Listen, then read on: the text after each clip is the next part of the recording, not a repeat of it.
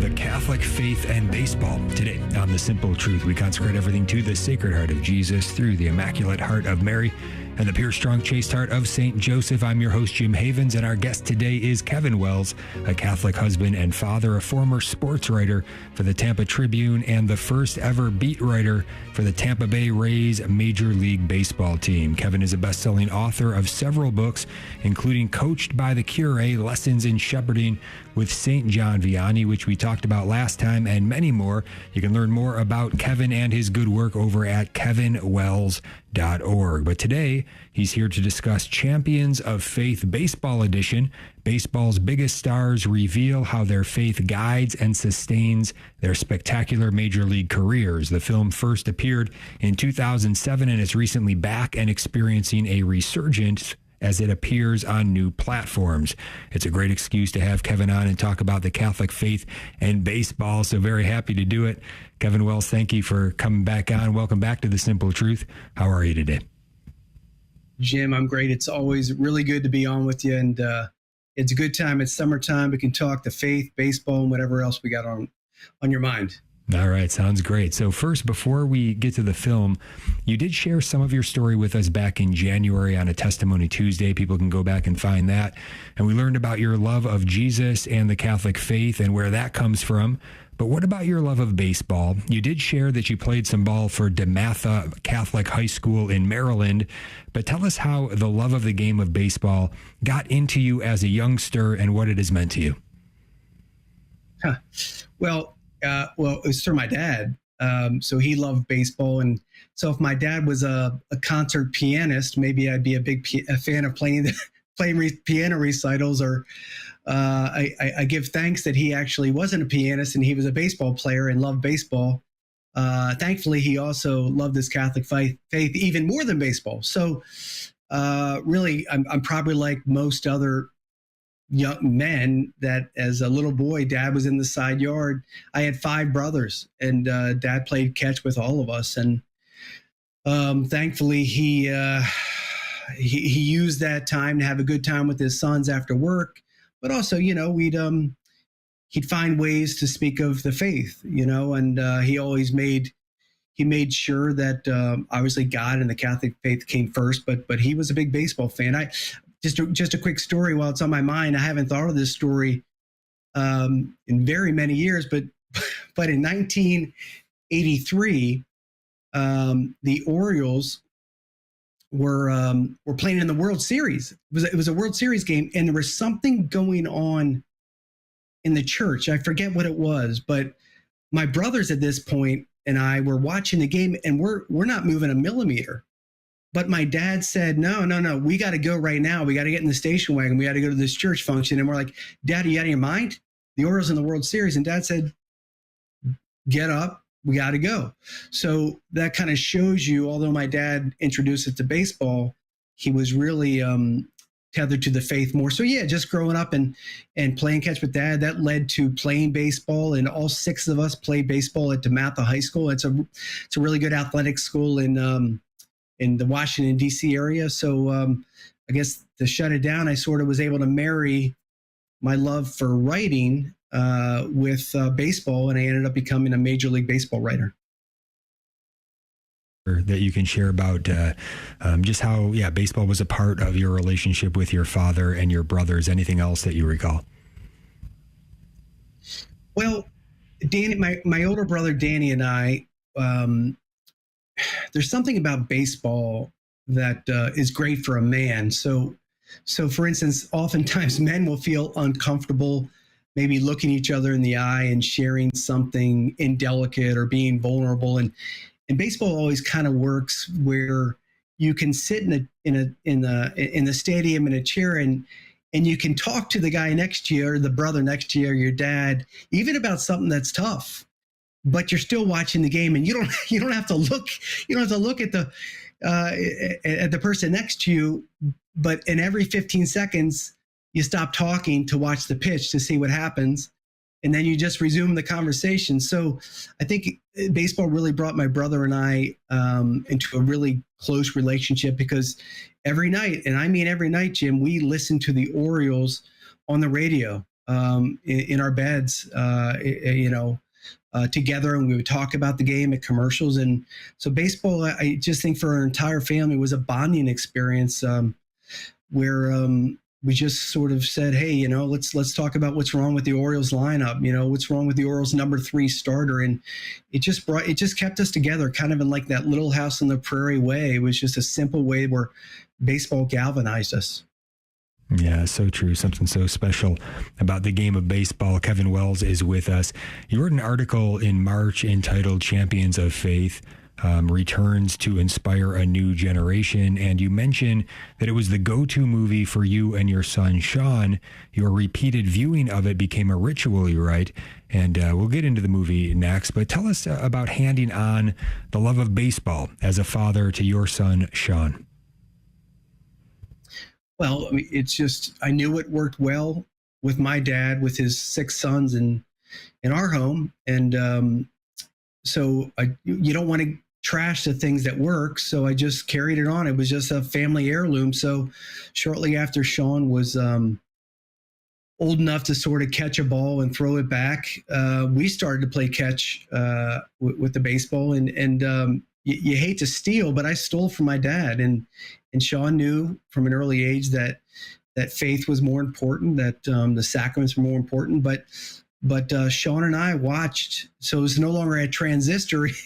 Now it was the Orioles were on TV every night. So Sean and I were able to watch baseball growing up and just talk about the game. And just like my dad did with his sons, every now and then you can find a way. If you see something on the field and maybe a guy losing, becoming a hothead or something glorious or heroism, you can always sort of find a way, in a subtle way, every now and then to drop in the Catholic faith or the stories of saints and how the saints are really similar to these baseball heroes, these paragons. And so, yeah, I just kind of stole from my dad and brought it to my son, Sean. Yeah.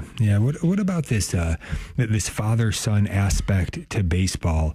I think about the powerful moment and line in the movie Field of Dreams, want to have a catch. What is it about fathers and sons in baseball? Well, that catch and that line is emblematic of, I think, what the world really needs, the domestic home really needs, because every home in America, Catholic, Protestant, doesn't matter. There's going to be some strife. There's going to be some struggles, and we work to overcome those struggles in a family. And sometimes you have to go with the thing you're most comfortable with. So in that Field of Dreams, in that line, there was an issue with Kevin Costner's character and his father, and they worked it out with the catch. And I don't know if there was a dry eye in America in 1987, the year that came out, and they saw that scene, because I think a lot of people saw themselves wishing, why couldn't I find a way? And maybe it's not baseball. Maybe it was playing the piano. Maybe it was just talking about, you don't want to say politics, but talking about the faith or taking a walk with dad. But baseball was always a way where when things are tough or were tough with Sean and I, we couldn't quite work something out as he grew older, all those things that come into a teenager's mind. Don't pretend like I didn't steal from Kevin Costner in Field of Dreams too, and grab the glove and say, hey man, let's go in the side yard. Let's play a catch. And about 25 throws in, you say, hey man, here's my heart, Sean, what's going on? Let's talk this thing out. And you don't really need to stop the catch. You can just kind of continue, because there's nothing hard about throwing a ball into a glove and then catching and throwing back. So it's just a way where problems are worked out and love grows. And that's, I think it's very healthy. It was a very healthy way for Kevin Costner and a very healthy way for my son and me, and also my dad and his 6 sons. It was that go-to comfort where you could have a leisurely good time, feeling comfortable with something you love to do with your dad, but also in the meantime, maybe work out an issue.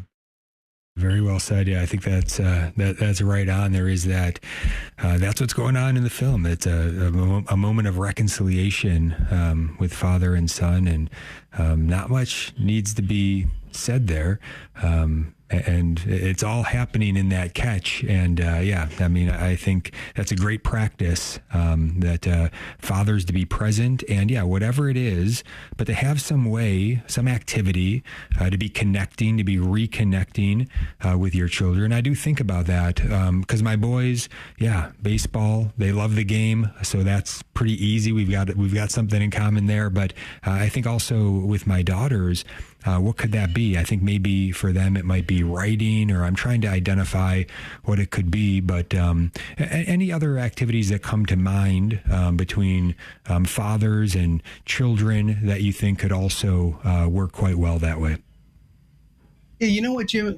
The way I'm going to answer that one is with candor. I don't think it matters.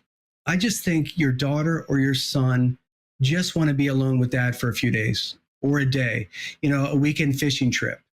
Even your daughter, hey, let's go to the mountain, sweetie. Let's go to the cabin. Well, Dad, I don't fish. Don't worry, sweetie. We're going to have a good time.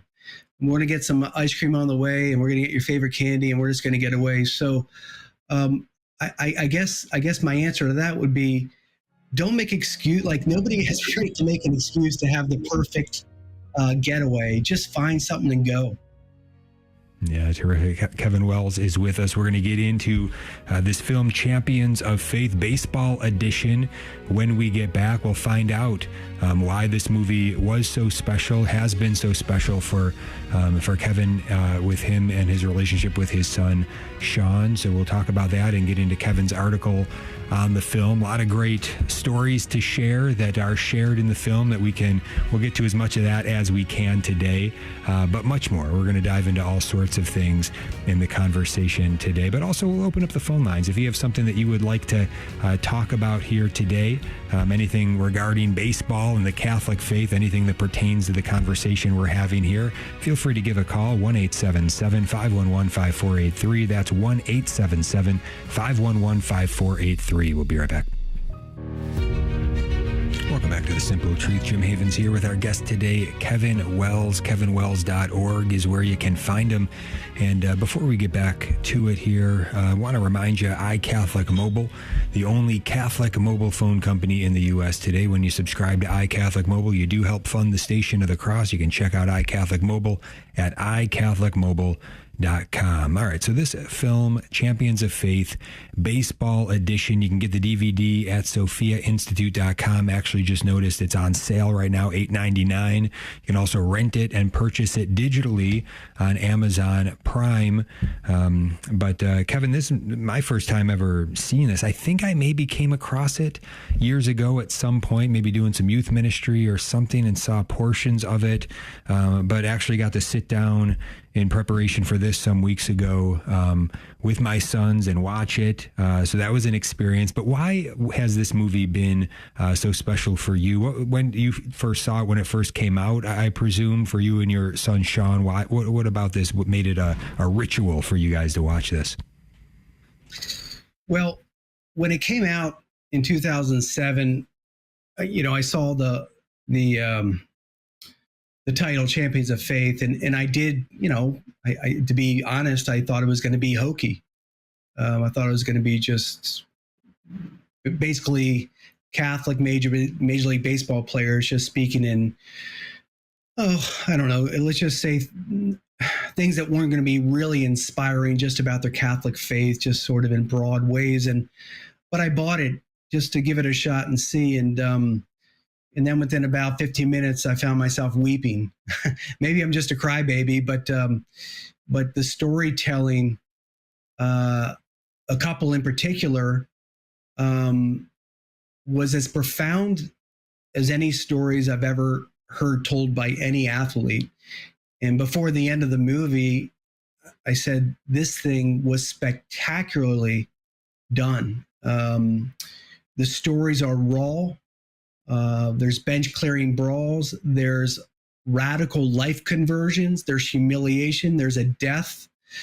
There's nothing practiced and sort of staged in these players and managers sharing. They share the heart of really, some of them, what the dark night looks like and how they got out of it. And it's all centered on how they turned to Jesus and the Catholic faith. So it was an a superbly done movie. And not only that, not only was the storytelling excellent, but the vignettes, I should say, of these 5 or 6 players and other shorter vignettes of other players, but the really, it's in high def. It's got a good soundtrack, music. It's just really well done. I was so I've watched it many times, and I never get tired of it. Yeah, the recent article that you wrote, Champions of Faith returns to inspire a new generation. And you wrote that the second reason you're writing about the film, you want to share the miracle story that's featured in the film known as The Chicken Runs at Midnight, which occurred at the conclusion of Game 7 of the 1997 World Series. Can you share some of that story with us now? I dare anyone out there to find a more remarkable miracle story in any sport than what The Chicken Runs at Midnight is. And it sounds like a silly thing, right? Like, what in the world does that mean? And I guess if I could sort of crunch it together, in 1992, there was a third base coach for the Pittsburgh Pirates named Rich Donnelly. And Rich Donnelly's 18-year-old daughter, Amy, was dying of brain cancer. And she was at one of the postseason games in Pittsburgh, very cold night. She was bald. She had scars on her head, and she's cheering her dad on. And because she loved her dad, she kind of knew that her dad, maybe in the moral category of life, wasn't the greatest, was making some pretty bad lifestyle decisions, but she loved her dad regardless. She really adored her dad, and she was at the game cheering him on. And they actually lost that the National League Championship Series.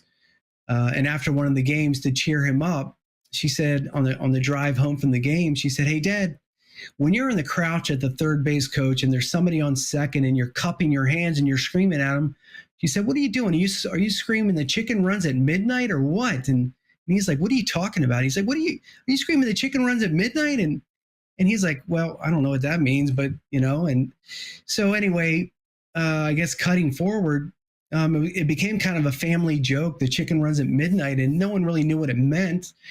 And she died. She died 3 months later. And on her tombstone, the family decided, let's put on The Chicken Runs at Midnight. And that's it, right? Well, no, that's not it. 5 years later, Rich Donnelly is now the third base coach for the Florida Marlins. And it's Game 7 of the World Series. And I was actually at the game. I covered the game as a sports writer. And I had no idea of the deeper meaning of what happened that game. So many baseball enthusiasts, many baseball fans will tell you that that was one of the greatest World Series games ever. Why? Because it went 11 innings. The team that won was not supposed to win. It was the Marlins who overcame the brash and swaggering Cleveland Indians. People gave them no shot. And there was 2 outs in the bottom of the ninth when this happened. So again, this is 5 years after Amy said The Chicken Runs at Midnight to her dad that no one understood. Well, there was a runner at third base named Craig Counsell for the Marlins. And again, there's 2 outs in the bottom of the ninth. And he was known he had a strange idiosyncrasy where he would keep his hands up really high and would flap one of his shoulders like a chicken.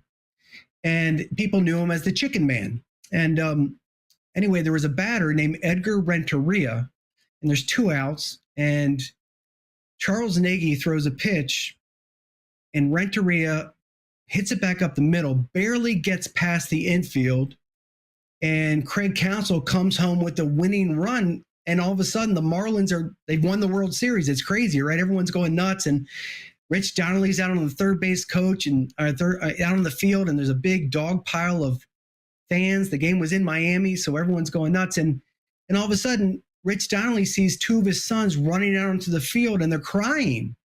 So he just thinks, well, they're ecstatic. These are tears of joy. And And his one son, who was a bat boy that night, says, Dad, turn around. And Rich is like, what are you talking about? And it's like, Dad, turn around. Look at the scoreboard clock. And he turns around and it's midnight.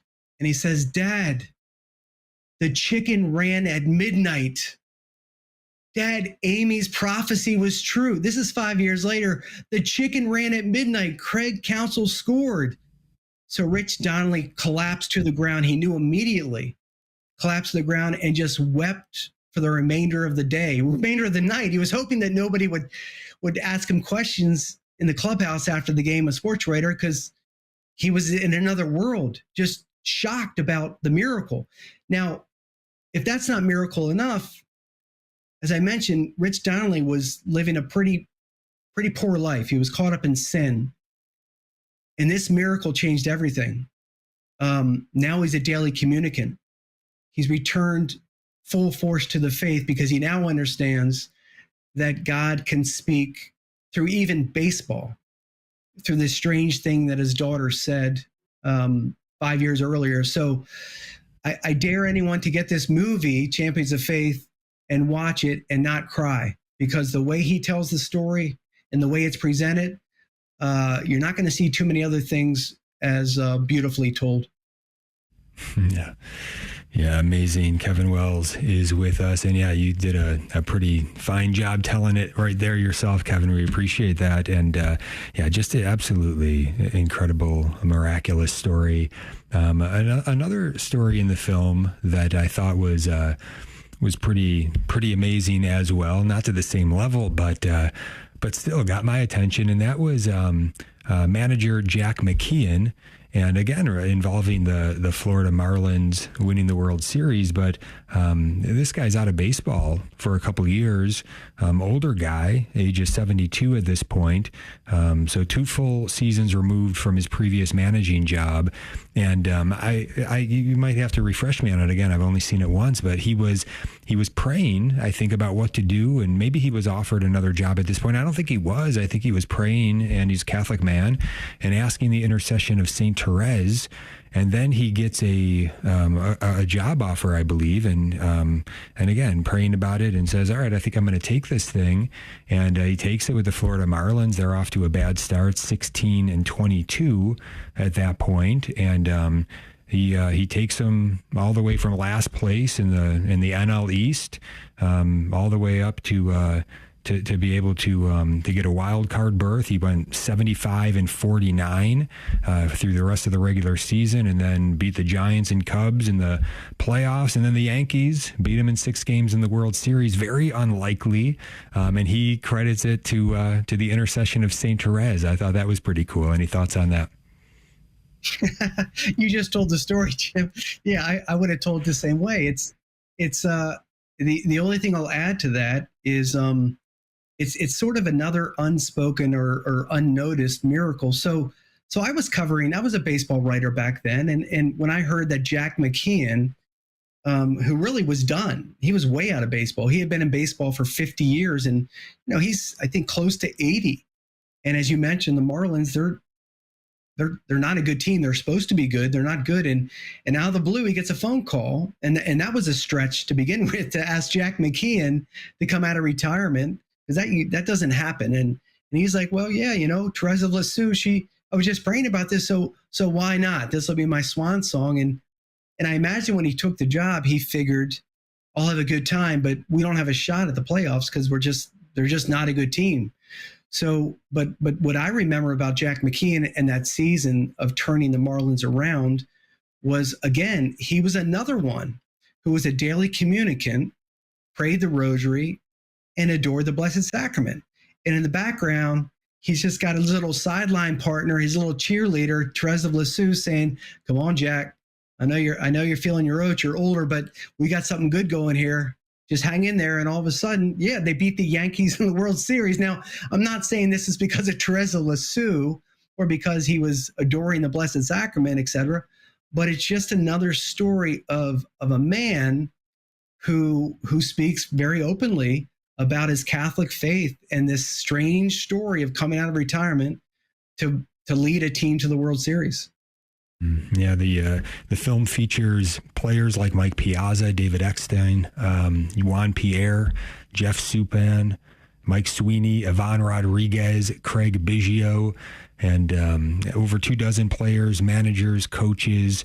And it said here they're speaking frankly about family, sacrifice, and leadership in this moving and uplifting documentary. Again, Champions of Faith is what we're talking about. You can find it at sophiainstitute.com, on sale there right now on DVD. You can also rent it, purchase it digitally on Amazon Prime.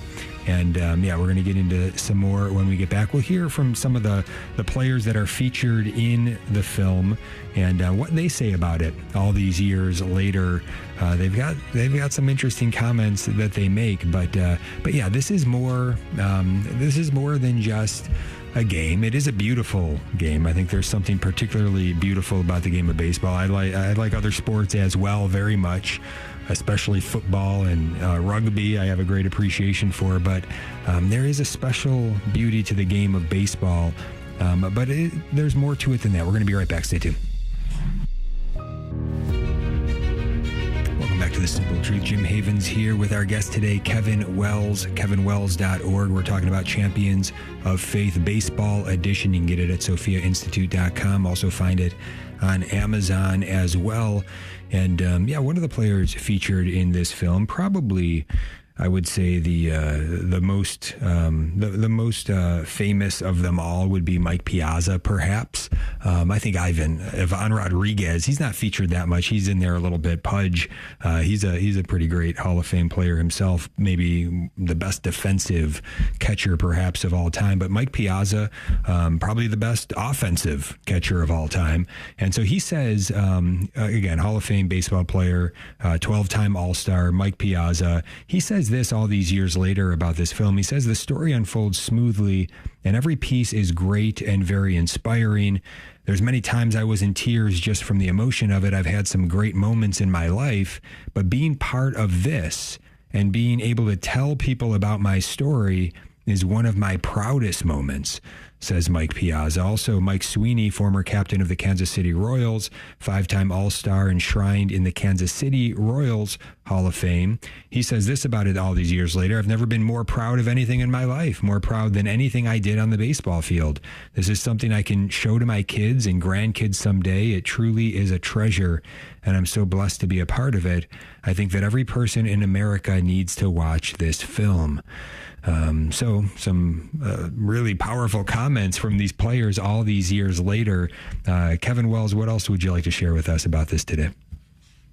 Yeah, I'm going to echo their thoughts. I don't get paid a nickel for selling this movie. I don't, but I'm like them. I do encourage folks to watch it because what they share, it's not sappy. It's not overly sentimental and sort of Catholic saccharine. Is none of that. It's conversion stories, and in the case of the two fellows you just mentioned, Piazza and Sweeney. Piazza's a Hall of Famer, as you mentioned. Considered by some maybe the greatest offensive catcher of all time, home run wise, anyway. And it's a conversion story with Piazza, and it is with Sweeney, and with Piazza, even more interesting than the conversion story is some of your listeners might remember the Subway series in 2001. Obviously we look back from 9/11. It's a time of sorrow, but the Yankees and Mets played, and what the folks might remember back then is Piazza was a catcher for the Mets, and he had an experience that year.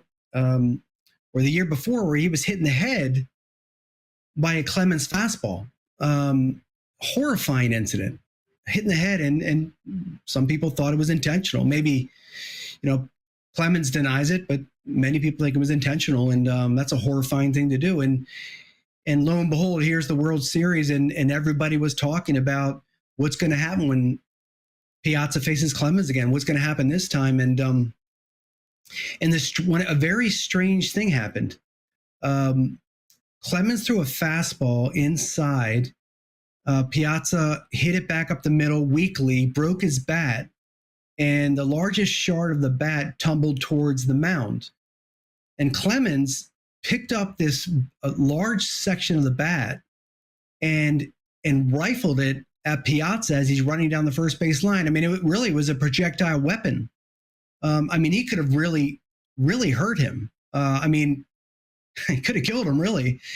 It was, in front of tens of millions of people. It was a horrifying thing to see. And you can guess why maybe Clemens did that. I'm not going to get into maybe Clemens' state of mind back in those days, but Piazza had a very difficult time in the aftermath of how he handled that situation. Some people said, you should have charged the mound, you should have gotten in a fight, or, he was perplexed, but he understood that in these weird situations in life that he had to find a way to go to God for answers. And it was God who sort of smoothed out the psychology of it all, of how he handled it and how he needed to forgive Clemens, whether or not Clemens wanted to admit fault or not. And later on he did. So they both shook hands one time and said, hey, let's put it past us. So, but again, it's a breaking open of how a player goes through the machinations of incorporating his Catholic faith into making decisions. And oftentimes I think that's neglected is people being vulnerable enough to share how Christ came to them. And in the case of Mike Sweeney, he was an all-star first baseman with the Royals, and he did, in fact, charge the mound when he got hit. A Detroit Tigers pitcher named Jeff Weaver hit him, and Sweeney went out, and Sweeney was a much bigger guy, and he pummeled him. And a few weeks later, Sweeney was signing autographs, and this little 8-year-old girl came up to him, and she was crying, and she said, "You were my hero.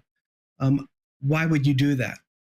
Why would you charge the mound?" And Sweeney later on that night just wept. He said, "How would I do this to a girl? How would I make this decision?"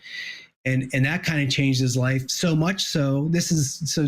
Jim, this is great, and it's not shared in the story, but Sweeney reached out to Weaver years later. There was a lot of friction between the two of them for what happened, charging the mound, the fight. And finally, Sweeney picked up the phone and called Weaver. Weaver picked up, and Mike said, "Jeff, man, I'm sorry. What I did was wrong. Will you forgive me?" And Jeff said, "Yeah, and I'm glad you called, and I'm glad we've patched this up, and I'm glad we." But here's the greatest part of the story of a man humble enough to make that call. Guess where Jeff Weaver is now? He's in the Catholic Church. So Mike Sweeney's witness of calling and having the humility to ask for Jeff Weaver's forgiveness, maybe that was a thing where Weaver said, this Catholic faith thing, because Sweeney wears it on his sleeve, maybe there's something to it. So now Sweeney is a Catholic out in California. I'm sorry, Weaver, the pitcher who was not a Catholic, is now a Catholic out in California. Yeah, Kevin Wells is with us, kevinwells.org. And I was very impressed with Mike Sweeney and the everything that he was talking about in the film. Very powerful, just seemed like a very genuine, sincere Catholic man. And then I did dig this up on in 2007. He and his wife hosted the Lunch for Life and raised $60,000 for the crisis pregnancy centers throughout Kansas City. They also honored a 19-year-old mother who was going to have an abortion but instead chose to have her baby. The Sweeneys gave the girl the First Life Award, which included gift certificates to salons and massage parlors and a grocery store, a baby stroller, crib, clothes for the baby. She also received $5,000 to purchase a new automobile. So that's some good stuff there from the Sweeneys. So we need to see more of that. Unfortunately, there's all kinds of negative stories in sports too, especially in this month where we get this inversion of things, and they call it Pride Month and all of this nonsense. And this really tries to get pushed through sports, sadly. And it's toned down a little bit, but still being pushed quite a bit, kind of almost compelling players to go along with this. And I saw today, got an email from saw the Catholic Action League of Massachusetts, our friend CJ Doyle over there, reporting on some stuff, some bad stuff that the Boston Globe is up to. And they also cite here that he writes, Catholics should remember that the publisher of the Boston Globe is John Henry, the owner of the Boston Red Sox. His wife, Linda Henry, is the paper's chief executive officer. Whenever you buy a ticket to Fenway Park, you are lining the pockets of a man who insults you and denigrates your religion. You can go find the article. It talks all about what's going on in the Boston Globe and the type of stuff that they're promoting. Catholic Action League of Massachusetts. I believe it's catholicactionleague.org. And you can check that out. But you see all kinds of stuff. I think about in football, how they have these cleats and people can write different causes on the cleats. You never see pro-life cleats of any kind. That seems to be the cause that is not allowed, whereas you have all this other stuff. I just want, it makes me wonder why we don't see it more often where they're using their platforms, these big, strong men, when we have defenseless children being murdered every day, why they're not using their platforms, speaking out, doing more. Might be easy for me to say not having that platform that they have, but I don't know, Kevin, any thoughts on this and what you've seen? Yeah, well, it's fair. It's probably tied into money too. But I'm going to say something, Jim, that would work 100% in this so-called Pride Month. So let's go to one of the best teams in baseball, the Yankees. Let's say it's Derek Jeter. Actually, no, let's just say it's Aaron Judge. So Aaron Judge right now is the best player in baseball by far. So Aaron Judge grew up in a Christian home, a very Christian home. Aaron Judge is a strong Christian.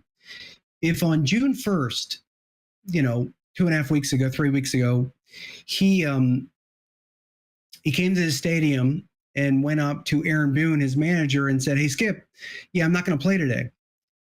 Well, Boone says, "Well, Aaron, what's wrong? Is it your hamstring? Is your arm sore? What's going on?" No. I saw the on-deck circle, and there's rainbows on both sides, and I see on the outfield wall you have a big pride flag, so I'm not going to play today. Well, I promise you this. Because Aaron Judge is the best player in the universe, Aaron Boone, his manager, is going to call the front office, the marketing staff, the general manager, and he's going to say, "We got a big problem. Judge isn't playing today because we have pride regalia all over Yankee Stadium." Well, I promise you this, that stuff is getting stripped bare. And what happens is Major League Baseball teams, players are going to see one man, one white martyr who stood up against the pus that has spread like sludgy red tides throughout all of baseball, and say, "No, I'm not going to have it." But Aaron Judge would start a revolt, and it would work because Aaron Judge is not going to be sat down, and other guys would do the same. That's the problem, though, Jim. There's not that one guy at that level who will do it. So Derek Jeter, I love Derek Jeter. He was a Catholic. I often think if Jeter was around now with the character and humility and the stature he had, I think that Jeter would have done it. I think he would have said, "Hey guys," back then his manager was, I think, Joe Torre. He'd say, "Yeah, Mr. Torre, can't play today, bud. Can't do it because I do not support what Major League Baseball is making me wear on the sleeve of my shirt. I'm not wearing a rainbow there." You better believe Joe Torre is calling the owner. He's calling the GM, the marketing team, saying, "Hey guys, we got a problem. We got to strip this thing bare." So really, it comes down almost to like Joan of Arc. It comes down to Maximilian Kolbe going to the starvation chamber. It goes back to all the martyrs. Hey man, I can't live with this. I got to go to I got to take to the gallows. I got to step. I got to go to the guillotine. Put me on the pyre, Joan of Arc. Burn me up. But until we get like these heroes in the faith, like you saw in this movie, the needle's not going to be moved too much. Yeah, no, you say it well. And yeah, pray for these guys. And yeah, maybe if you can get a note of encouragement to them somehow, write them a little letter or something. Maybe that might help. I don't know. But I think the most that I have seen recently, I think it was Clayton Kershaw, the pitcher, I think for the Dodgers. They had their Pride Night recently, and I think they put the rainbow flag right on their hats. And so he wrote some sort of a scripture under the bill of his hat that could be seen. That's about as far as I've seen. Have you seen any pushback from any athletes more than that recently, Kevin? No, there's a player on the Washington Nationals, a pitcher, who speaks clearly on everything, the complementarity of the sexes, his pro-life work, the Catholic faith. His last name is Williams. Like, he's an absolute beast of evangelism, Catholic evangelism, but he doesn't have the stature of, like, an Aaron Judge. Sure. Yeah, that matters. And so we pray, and if you can encourage these guys, do it. But yeah, that would be amazing to see one of these high-profile athletes step up in such a way, and it would be interesting to see if maybe that would set off a bit of a wave of other high-profile athletes gaining courage from the first one to kind of stand up and lead the way like that. That would be awesome to see. All right, we're going to be right back with Kevin Wells. Stay tuned. Welcome back to The Simple Truth. Jim Havens here with Kevin Wells, kevinwells.org. We are talking about the film Champions of Faith. You can buy the DVD at sophiainstitute.com. You can also get it digitally, Amazon Prime. You can rent it there as well. And one more quote that you write about this in your article about the film. This is regarding Jeff Suppan, who says the following: "For the guys in the film, it's been a while since we were all on the baseball field, but the stories are still so alive for us," said Suppan a few days just before watching his son play a baseball game near his home in California. "But you know what? Our Catholic faith is still alive as well. For the players who shared their love of God and faith in the film, I know that as we've grown older, our faith has grown as well. As God helped us to meet the challenges on the baseball field, He still helps us to meet our challenges in a different way today." Kevin, what natural virtues do you think the game of baseball taught you or brought out of you? And what did you learn from the game that you were able to apply to life? Well, the one that comes to mind is fortitude. As you get older playing the game, the talent becomes better, and you need to learn how to adjust to better pitching, etc. So you need to work harder, just to keep up with the talent, and that demands pressing on. It demands doing things you'd rather not want to do. Run an extra mile a day, take more batting practice, take more grounders, etc.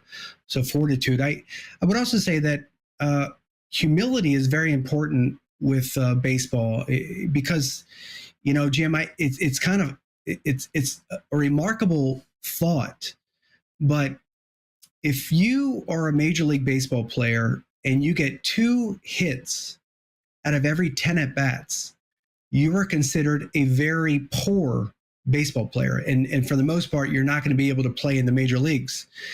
If you just get one more hit and you go 3 for 10, so 3 hits instead of 2, 3 for 10, you're considered a Hall of Famer or a potential Hall of Famer.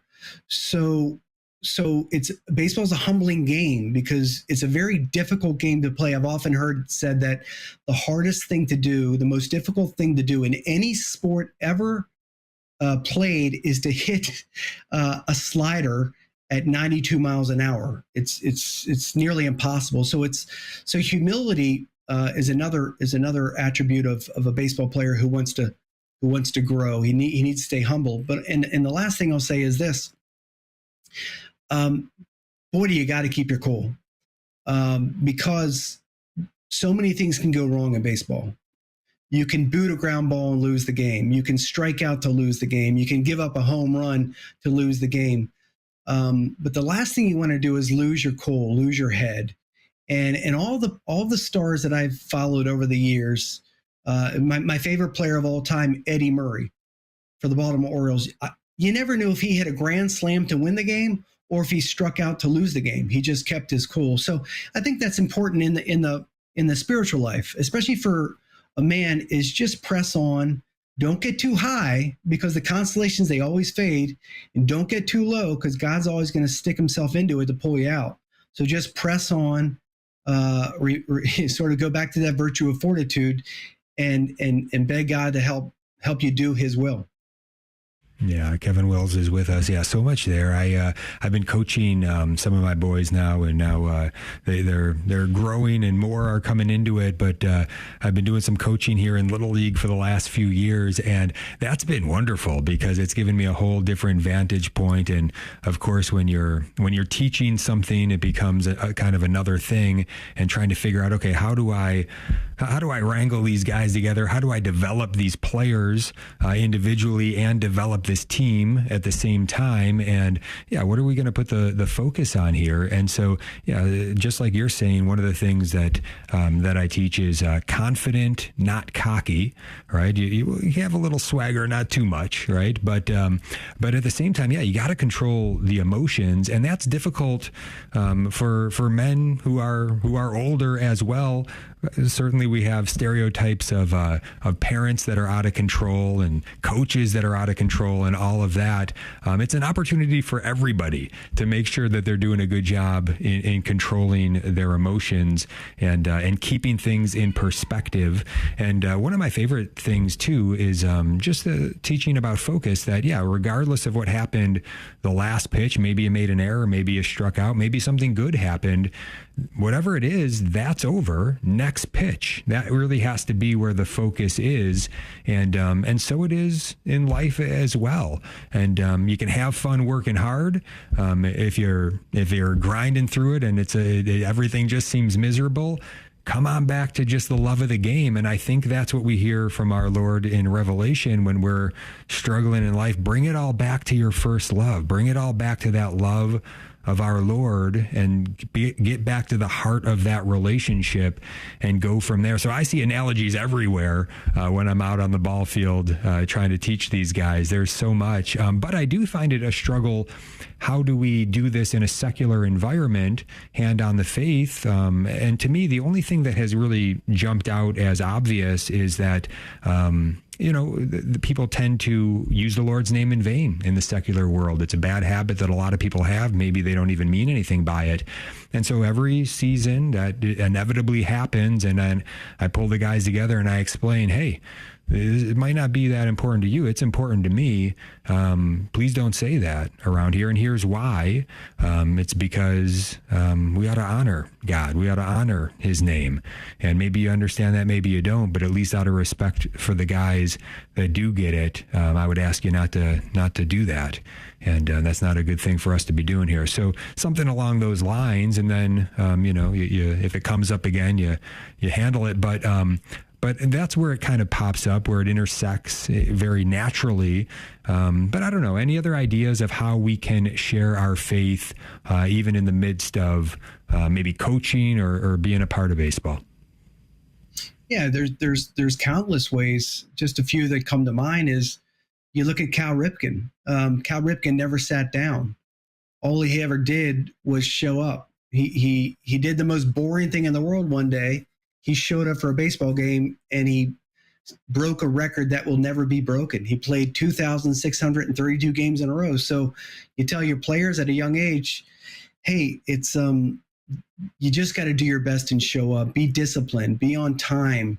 There's one player that did it for 21 years in a row, and he's adored by all the, in Baltimore, by all the short order cooks, the cops, the bricklayers, because they saw like a blue collar worker. So that's one thing, is just do your best to show up and because your team needs you, right? So keep it together and show up and keep healthy. The other thing, I always think about baseball is one of the greatest things you can do in baseball is something that's rarely talked about. And that is the sacrifice. So essentially you die. So you sacrifice bunt, you hit a sacrifice fly ball to advance the runner.